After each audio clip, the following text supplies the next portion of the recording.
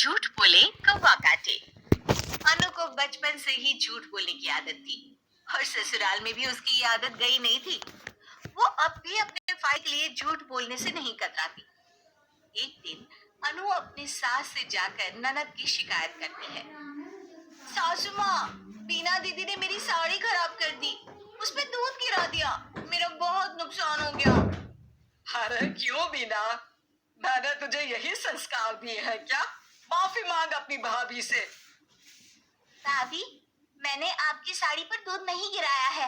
मैं दूध लेकर जा रही थी और आपने मेरी टांग में टांग अड़ा दी थी, तो मैं दूध लेकर साड़ी पर गिर गई।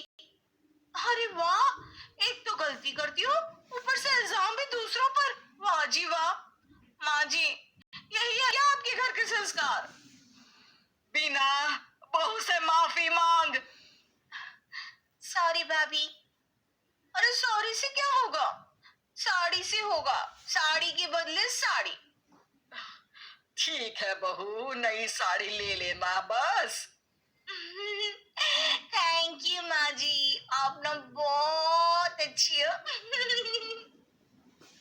माँ, भाभी की साड़ी पुरानी हो चुकी थी, उनको नई साड़ी चाहिए थी, इसलिए उन्होंने ये ड्रामा किया, आपको पागल बना दिया। माँ, अरे बीना, एक तो गलती करती है, बहू की साड़ी खराब कर दी, ऊपर से बहू की पीठ के पीछे उसकी बुराई कर रही है। मुझे तो भरोसा ही नहीं होता कि तू मेरी बेटी है। देखना माँ, जिस दिन आपको भाभी का सच पता चलेगा ना, पछताओगी बहुत। अरे तू कुछ भी बोलेगी और मान लूं मैं, हैं? आज तो तुझे तेरे किए की सजा मिलेगी।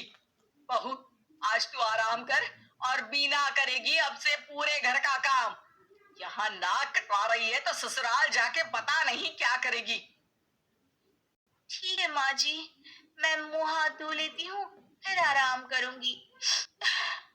रो रो के पूरा मेकअप खराब हो गया। बीना जल्दी से वहां से चली जाती है और बहू के कमरे में उसकी अलमारी में जाके बैठ जाती है, ताकि उसे पता चले कि भाभी अपने कमरे में करेगी क्या। अनु हाथ मुंह धोकर अपने कमरे में आती है और फोन उठा के सीधे अपने मायके फोन लगा देती है। पता है माँ, आज क्या हुआ? आज मैंने सास की चाय में सब्जी धोने के बाद बचा पानी डाल दिया। बेचारी। ओ, तो भाभी हर बात अपनी माँ को बताती है। अच्छा माँ, अब ना मैं सोने चली, बहुत आराम करना है आज मुझे। थोड़ी देर में अनु की नींद लग जाती है। बीना उसका फोन उठाती है और फोन में कुछ करने लगती है, फिर वहां से चली जाती है। वो सीधे माँ के पास जाकर माँ के कान में कुछ कहती है। ठीक है, अब तू इतने यकीन से कह रही है तो ये भी कर लेती हूँ, पर भाभी पर तेरा शक गलत निकला ना तो बहुत बुरी सजा मिलेगी तुझे। ठीक है माँ, सच सामने लाकर ही रहूंगी, चाहे फिर सजा ही मिल जाए। अगले ही दिन काम को लेकर बीना और अनु में बहस हो जाती है। बीना, तुम यहाँ पैदा हुई हो, तुम्हें इस घर का ज्यादा काम करना चाहिए। आपका भी तो यही घर है भाभी, मुझे तो एक दिन चले जाना है शादी करके, फिर तो आपको ही सब संभालना होगा ना। तुम्हारी माँ ने तुमको कुछ नहीं सिखाया। आपकी माँ ने सिखाया है तो आप ही कर लो ना काम।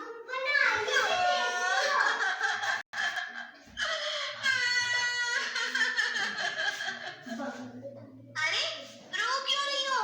भाभी चुप हो जाओ, मैं कर लूंगी सारे काम। मैं आपके आगे हाथ जोड़ती हूँ, पाँव पड़ती हूँ, प्लीज चुप हो जाओ भाभी। बीना अनु भाभी को चुप करने के लिए उसके पाँव छू रही होती है। तभी अनु की रोती आवाज सुन के सास वहां आ जाती है। क्या हो रहा है यहाँ? माँ, बिना कुछ बताए इसके पैर ही अनु बोल पड़ी है। देखो ना, आपकी बेटी मेरे पाँव पकड़ के मुझे गिराने की कोशिश कर रही है।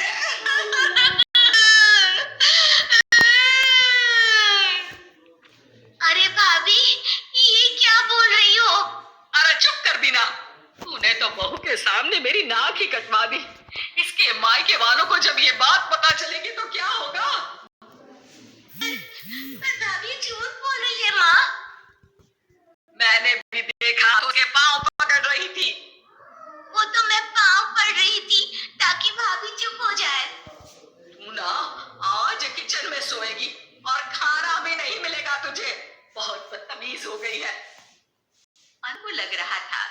कि उसका झूठ सफल रहा, लेकिन बीना का प्लान काफी हद तक आगे बढ़ रहा था। जैसे बीना ने सोचा था, अनु ने अपनी माँ को कॉल किया, लेकिन बीना ने उस दिन अनु के फोन से अपनी माँ का नंबर उसकी माँ के नाम से सेव कर दिया था। बस फोन चालू होते ही अनु ने सच उगलना शुरू कर दिया। वो बेचारी तो मेरे पाँव छू रही थी, लेकिन मैंने बोल दिया कि पाँव पकड़ के गिरा रही है। और मेरी बेवकूफ सास मान भी गई। हाँ हाँ, सास तेरी बेवकूफ तो है जो तेरी बातों में आती रही। माँ जी, आप इतनी जल्दी मेरे मायके कैसे पहुंच गई? बीना और सास अनु के कमरे में आके उसे अपना प्लान बता देती हैं कि कैसे उन्होंने बीना के झूठ को पकड़ लिया। इस बार अनु सास के पांव पकड़ लेती है और माफी मांगती है। ए, पाँव छोड़, मुझे गिराएगी क्या?